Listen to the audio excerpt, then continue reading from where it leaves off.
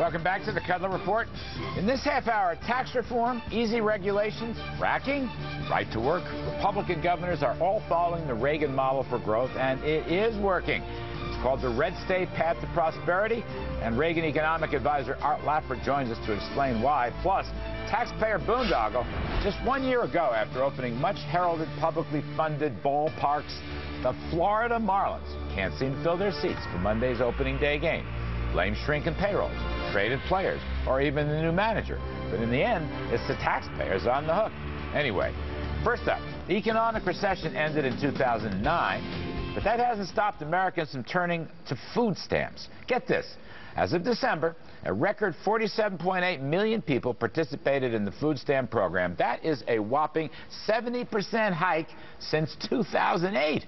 Is Obamonomics making us a nation of dependents? Here now is former Reagan economic advisor Art Laffer of Laffer Investments, and Dean Baker and Hadley Heath are still with us. Arthur, I think this is a disgrace, and I'll tell you why. It's not that I want to take food out of babies' mouths, but the recession is long gone. Where this really comes from, when you read the articles, is a huge expansion of eligibility and promotions by the Department of Agriculture on TV and radio, and absolutely no criteria left, Art, for eligibility for what your savings are, what your income is. They're just handing this stuff out left and right. Yeah, it's a different concept, Larry, than it has been before. And, you know, it's making a lot more people eligible who never were eligible before. And, you know, it's a different view of the future. It's a different view of the country. For me, I would much rather see us grow out of food stamps rather than just cut it off.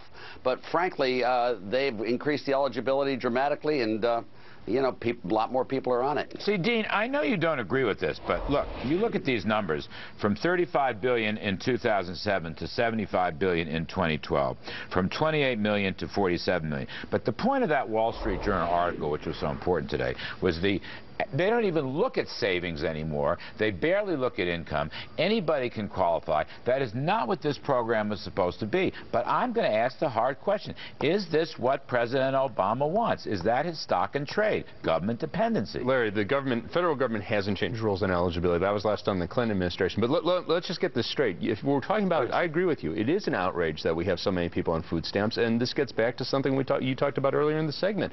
The Commerce Department just reported that profit share of income is at a 60-year high. After-tax profit share of corporate income never been as high. They've gotten all the money. So is that Obamonomics? I don't know. I sure hope not. But, you know, the idea is to give all the money to the corporations. That's not good news. Yes, Art. Dean's incorrect about the eligibility requirements.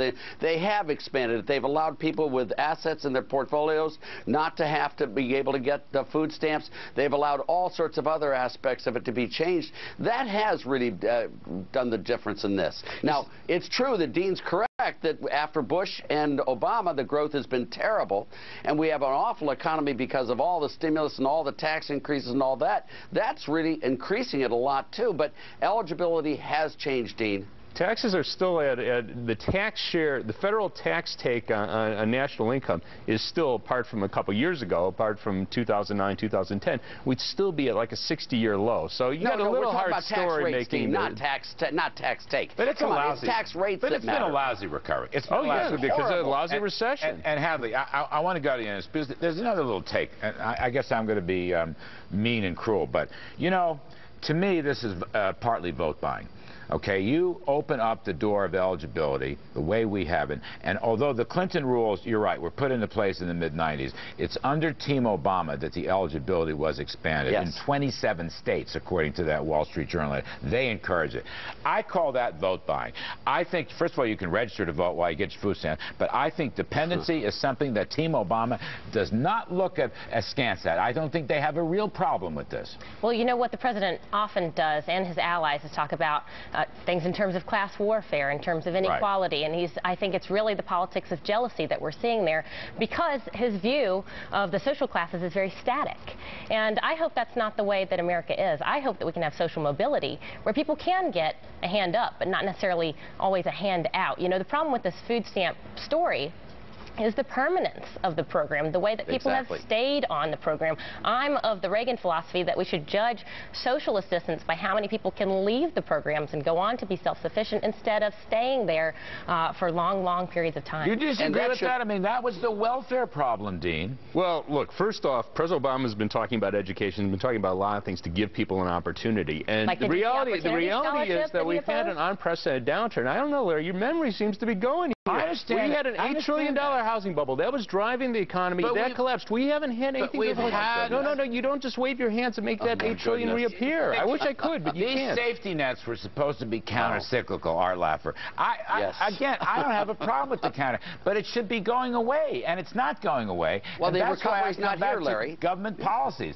They are deliberately expanding the eligibility, and you're going to have a permanent class of food stamp recipients, Art. You do, and you have a permanent class, and without the real recovery, which whoever would raise taxes in the middle of a deep recession as we have right now, but they just did on January 1st this year. It's just crazy stuff. You can't tax an economy into prosperity, and if you don't get the prosperity, you cut every other tax except that one tax you raised, but all the rest you cut dramatically. I voted for Clinton twice. We cut the capital gains tax. That's all. We got rid of the retirement test. The next segment, we're going to give Dean his new economic model, how to get off food stamps and everything else. He's going to go with Jerry Brown. Up next, Republican governors are following the Reagan model for growth, and it is working. It's the red state path to prosperity. Art Laffer wrote about it in today's Wall Street Journal, and he's going to tell us why. Next up, right here on the Kudlow Report.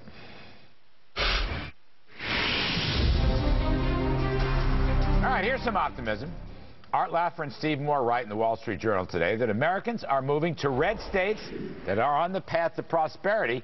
Blue states, however, with their high taxes, are losing businesses, workers, jobs, everything. So shouldn't all states follow the red state model? Right to work, pro-energy fracking, low tax rates? Oh, my God, I'm in heaven. We're back with Art Laffer and Dean Baker and Hadley Heath. Art, you wrote that great op-ed today with our friend Steve Moore. Now, the data show that the population movement is about the same as the economic growth movement? Well, fairly much so. I mean, there are a lot of states that lose more population than they do income, or more income than they do population. So that's why you can't look at things like personal income per capita.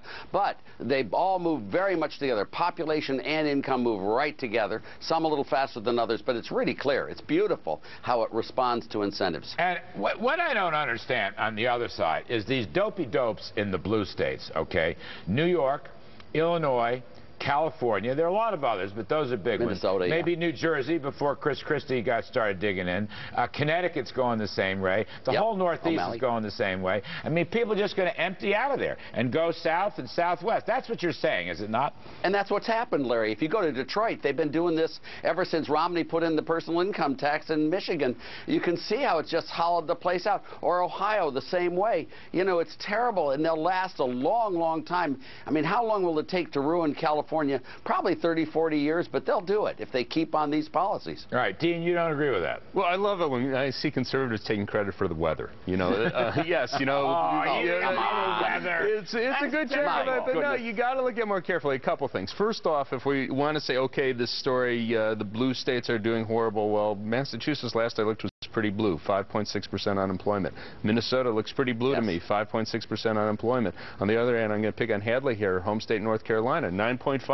They're pretty red there, aren't they? Yeah, let me explain this, because there's so many. Dean, you can't be anecdotal on this. You've got to look at it carefully, just a little bit, over long. Look at those states with no income taxes and how they performed with those states with the highest income tax rates. Look what happens when the states put them in. 11 states. A lot of studies there. 11 states have introduced the progressive income tax in the last 60 years. All 11 have shrunk as a share of the U.S. You don't get that by luck. I, by the way, think the right to work issue is a really big issue also. But go ahead, Hadley. Yeah, look, North Carolina just elected in 2012 their first Republican governor in my lifetime. So we've been under Democratic control for as long as I can remember. Our first Republican majorities in the legislature just happened in 2010, the first time since the 1800s. So look, if you want to look at high unemployment in North Carolina, or any red state for that matter, or any state, let's remember that all of these states, even if state leaders are doing the right thing, pursuing pro-growth policies, we still have have a federal administration that is antagonistic towards growth and imposing policies like Obamacare that are anti-growth. Art was blaming it on the individual states, so I'm starting from him. So, but let's get back to this. If we look at the states, if you look at poverty rates, who would qualify for food stamps? You got more people in Texas than just about anywhere, probably anywhere else in the country. They're not gaining from this. California has 1/3 of all the welfare in America. I mean, if you look at any of these programs, it's clear that those states that aren't doing well, I mean, are really the ones that are raising the taxes. Arthur, they really are. I think besides, I mean, of course I agree with you on taxes, but I think that this energy revolution and fracking is a huge thing. Now, it is interesting. North Dakota. It is interesting to me that a state like Pennsylvania, which is relatively low tax. It's a blue state, but it's relatively low taxed on personal income. It is. And they put in the fracking. Ed Rendell put in the fracking, and that state is doing very well. But for some reason, the state of New York has huge high taxes, and they don't have the courage and the backbone and the cojones to do fracking. This is they're right next door to each other, Pennsylvania and New York. Why is that? Well, one thing, Larry, you got to remember is that Pennsylvania has a very, very high corporate tax. But Pennsylvania is a light blue state, if you will. And they are doing the fracking, and it is working there. It's working in Ohio as well. New York outlaws it. Vermont outlaws it. I mean, it's very tough when they don't allow the states to take advantage of energy. And then you've got this whole corridor. You've got Kansas and Oklahoma, and they're going to be ending their income taxes. Now, is there migration down to those states? We're having very clear responses between Oklahoma and Texas. The responses are very, very clear how they're working there. The real problem is that Oklahoma doesn't want to be sandwiched between Kansas and Texas because Kansas is going to get rid of its income tax with Brownback, and Texas doesn't have one. Oklahoma's got to respond, and Mary Phalen's doing a great job there. By the way, Dean, Kansas is very cold in the winter.